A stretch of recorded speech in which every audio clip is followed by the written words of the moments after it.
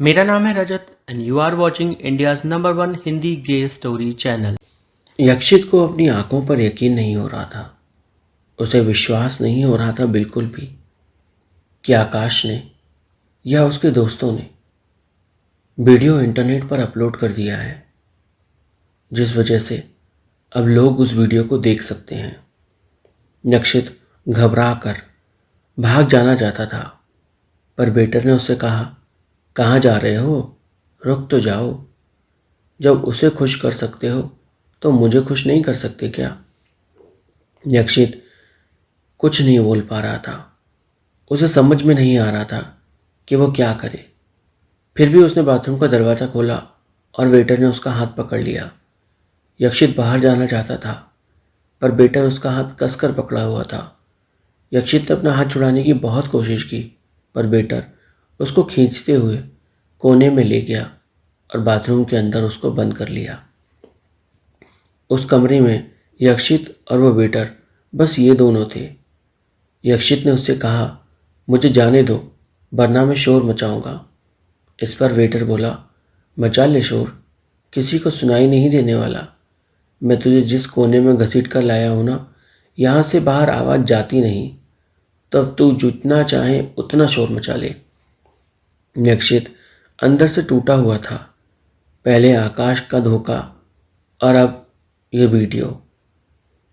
यक्षित रुक गया। उसके मन में था कि तुम भी क्या ही हासिल कर लोगे, वही ना जो आकाश ने किया।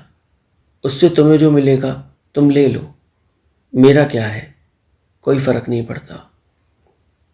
उस आदमी ने, उस बेटर ने असल में यक्षित से कहा, चल कपड़े उतार।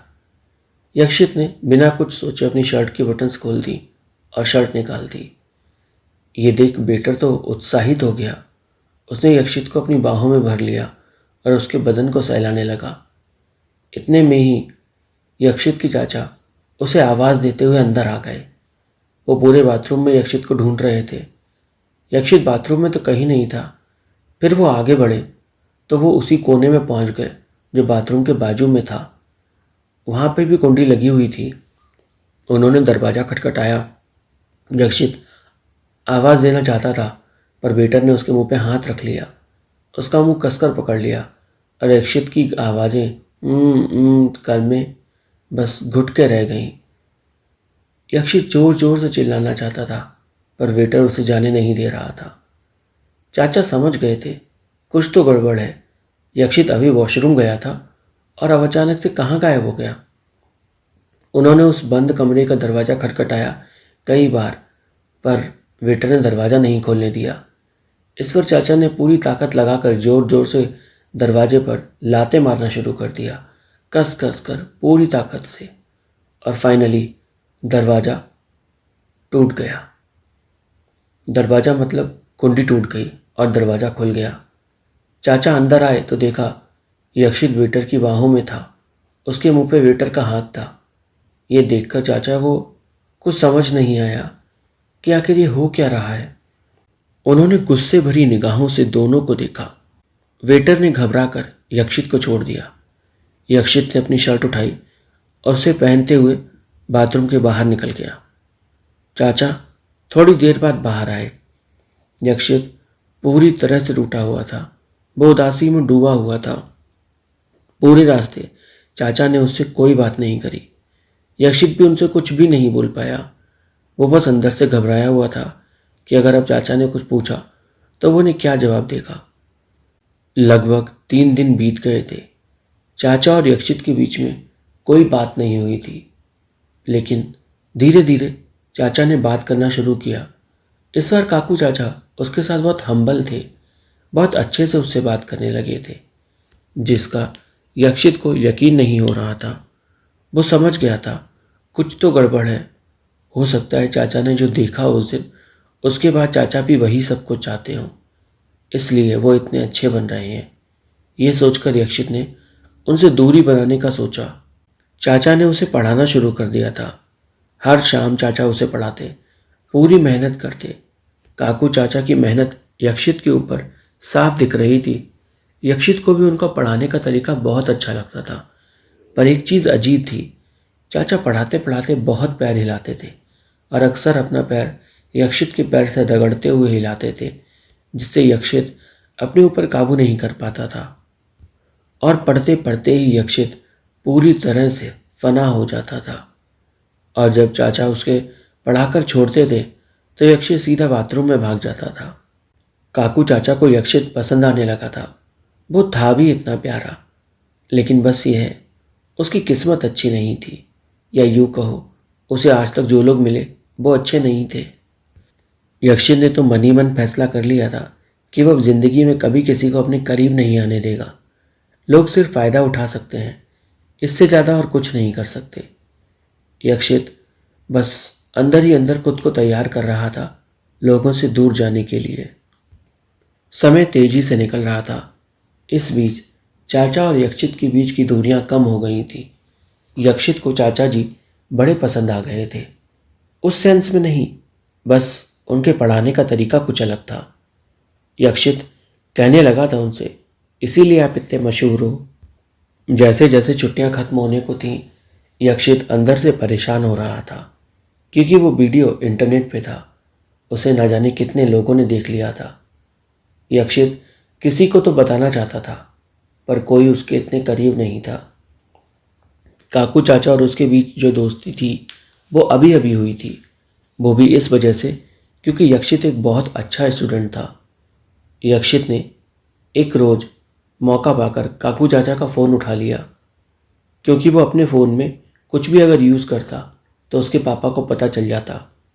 उन्होंने चाइल्ड प्रोटेक्शन लगाया हुआ था। काकू चाचा का फ़ोन उठाकर वो अपना और आकाश का वीडियो ऑनलाइन ढूंढने लगा। उसने काफ़ी सारी वेबसाइट ढूंढी और फिर उसे फाइनली एक वेबसाइट पर अपना और आकाश का वीडियो दिख ही गया, जिसमें सिर्फ उसका चेहरा दिख रहा था, आकाश का नहीं। यक्षित बड़ा परेशान था कि आखिर क्या करे। फिर भी उसने उस वीडियो का लिंक कॉपी करके नक्षत्र वाग्वे को सेंड करा दिया और पूरी बात नक्षत्र को बता दी। नक्षत्र वाग्वे, जो कि LGBTQ कम्युनिटी में बहुत पॉपुलर है, उसने यक्षित की पूरी मदद करने का फैसला किया।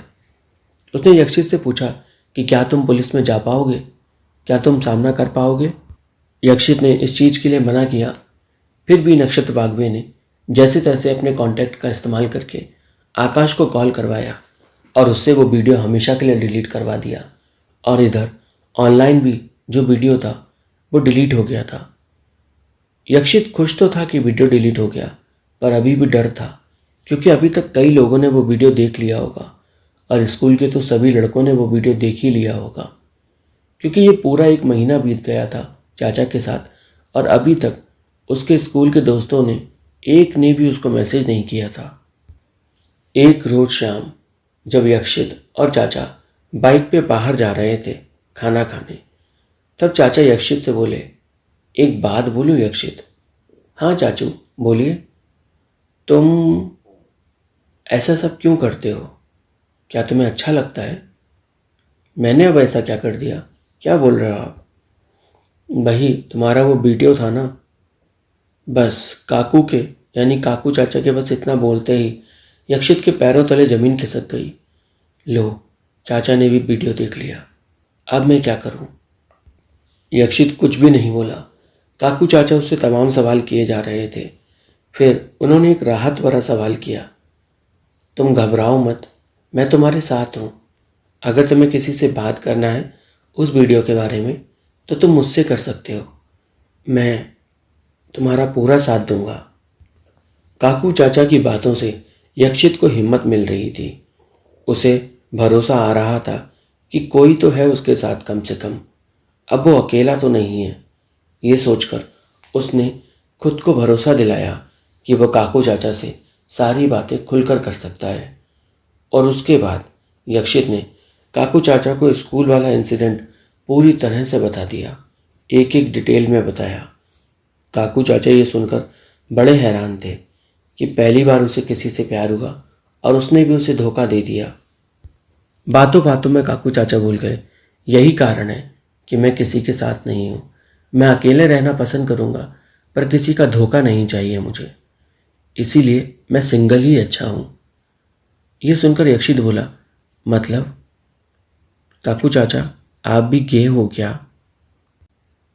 सवाल सुनकर यक्षित का काकू चाचा ने हाँ में मुंडी हिला दी।